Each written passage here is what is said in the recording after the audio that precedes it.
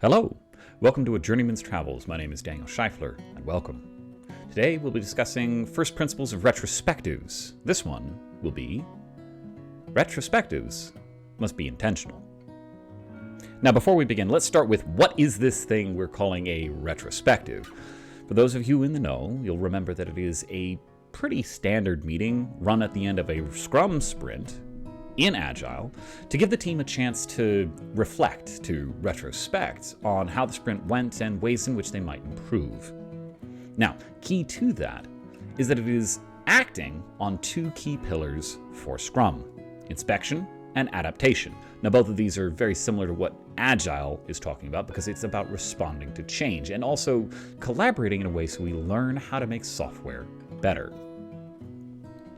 And so in that, we're supposed to be using retro as a means to improve, which is where this first principle comes in. And it is intentionality, right? Now, let's talk about intent. Intent is generally that background, why are we here? What am I doing this for? That is our intent. And if we as a team aren't entering with that intent, then maybe we're not coming in correctly. Because remember, the point of the retrospective is to inspect what we have done and to grow as a result. And so again, if all we do in retrospective is gripe about the stuff that went wrong, that's not good. If all we do is talk to each other and everything is happy sunshine and rainbows, that's not good. Because if as a result of that conversation we are not able to get better, we didn't really effectively accomplish the point of a retrospective. And so for that first bit of intentionality, you have to be here to grow. And growth means change, right? You can't grow unless you change something or someone changes how, right? Some aspect must be different yesterday than it is today, or different tomorrow than it is today, right? So just going into a meeting and talking doesn't mean you're going to grow out of it. This intent to change is critical to a retrospective. If your team members don't enter with the intent to change as a result of the conversation, without that implicit buy-in, we're not going to get where we need to go. What we're doing today can't necessarily be assumed to be what we will do tomorrow, though a lot of it, honestly, won't change retro to retro, and that's okay. But all of what we are here to do means we are here to change, and critically, this gets into one of the next pillars, one of the next values in Scrum, which is transparency. If we're here to change, we have to acknowledge that it is because we're not where we want to be yet. Right? Like, in order to change, I have to transform from where I'm at to something different. And ideally, that something different is closer to my goal. Now, that's not to say that we can't celebrate a win, like delivering a product. That's perfectly fine. We should totally do that. And retrospectives should inspect that and should see it. But the adaptation always has to come from the we're not there yet. Or from what we did is so good we want to codify it. Because again, we haven't already. But that's how it needs to be integrated, right? And that means we have to intentionally explore the gaps. And it can't be this half-baked of, oh, I could be better at something I'm already really good at. But it has to be an admission, every single one of us participating in it, that I'm not good at X. Can you, my teammates, help me? And this is the critical fuel for growth. If I don't buy in that, I'm not as good as I could be, I ain't gonna try and change. I ain't even really gonna help others change. I'm fine, thank you. This is how you build growth. You help people to explore their gaps. To admit that there is one is the first step. Hello, my name is Daniel Scheifler, and I have a growth problem. Right? Like, it's that simple. I could do better. It means that on occasion, the really strong members of the team are going to have to pull a mea culpa. I messed up. It was me. I screwed up the deployment. I should have checked the configuration better. Done that a number of times. But if everyone is part of that conversation and has that implicit commitment, then we gain a value because now we can be accountable to each other, right? Like, there's science that supports that if you declare a goal publicly to people whose opinion you care about and then have them check in with you once in a while, you're more likely to keep any resolution you make.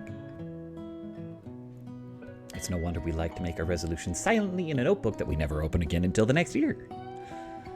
Because accountability can be uncomfortable. But you can't be accountable if something's not explicitly stated, right? Like if I implicitly say, yeah, I should probably get better at that, but I never say anything to anybody, there's nothing for them to call me on, and so I'm safe from growth and safe from accountability. But that second one honestly feels better. Having the psychological safety to admit I'm not where I need to be and to intentionally explore my gaps, intentionally walk through the discomfort so I can get better, requires that I be explicit. I'm not there yet. Here's where I missed specifically, right?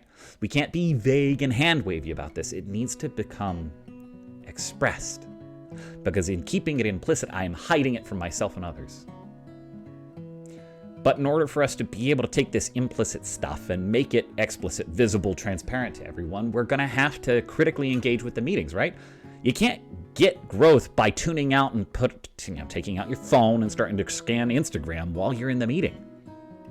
You can't grow if they're not engaged. The team can't grow if the team is not engaged. Even an individual, single one, drifting in the meeting will cost the team, because now that perspective's not engaged and we can't gain value from it. Which brings us to another element here, which is that we have to intentionally structure our meetings. This is the what, right? So we talked about how people need to approach the retro. We talked about why they ought to, because of what we're trying to seek. Now we're going to talk about how and specifically what actions we take, right? Now, very particularly, I want you to think in terms of habits, right? Habits are the tendency of the mind to automate. It becomes an automatic response because I've gotten this stimuli so many times. I kind of get that. I'm done. Let's move on. Because the brain is a massive optimization machine. It dumps data it doesn't need. It automates responses so we don't have to think, because it wants to conserve energy. Right? Like, think of your children, if you have them. I have several. And think about the last time you went on a car trip. Mom, I'm bored. Oh gosh, here it goes. Are we there yet? Right? That comes from a boredom in the children. They are no longer receiving stimulus, and they crave it. Because whatever they're seeing has become consistent enough that they've automated it out. And it is a painful, uncomfortable gap. So, the moment of starting to play a road game or something like that helps, because now there's something novel in the arena. Let me give you another example.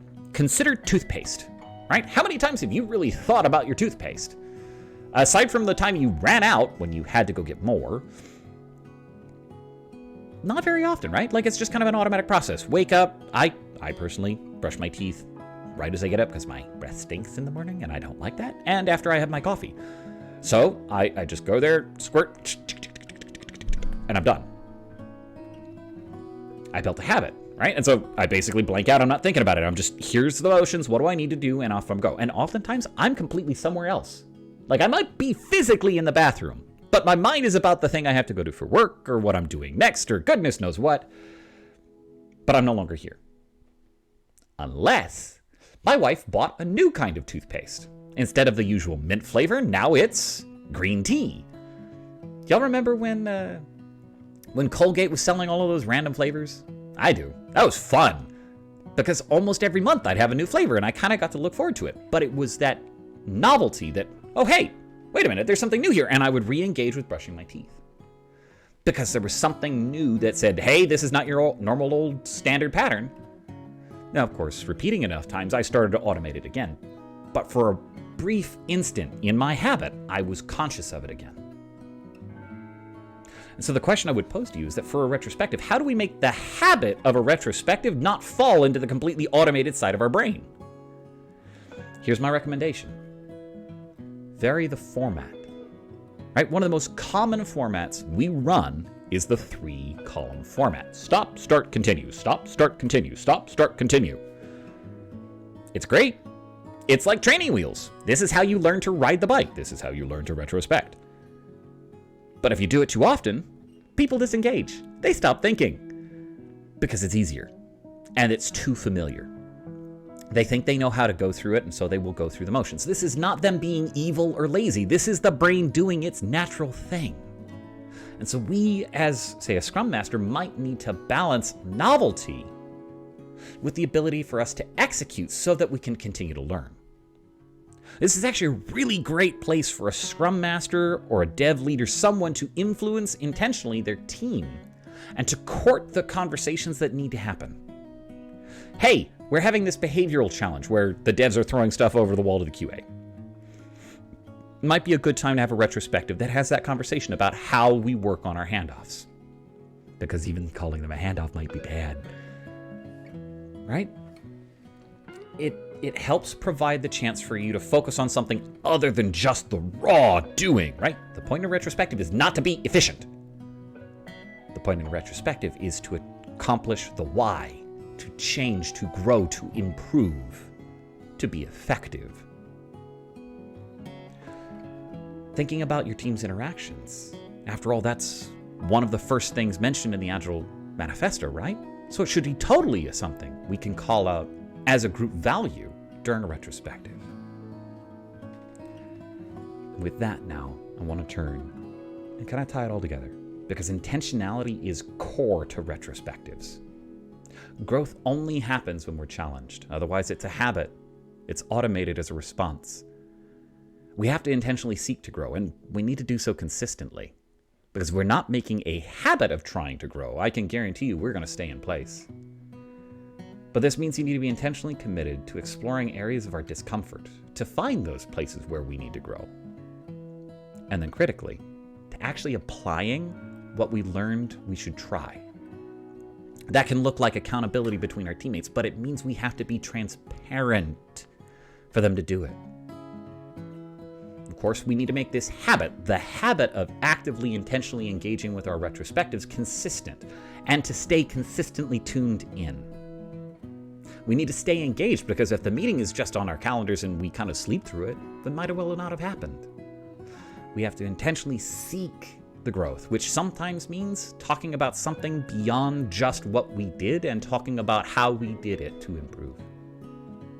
And if we can remain engaged in cultivating this habit of retrospectives, with them growing and changing us even as our team grows and change, we will see ourselves, our teams, and our cultures flourish. And as a result, our products becoming more and more successful.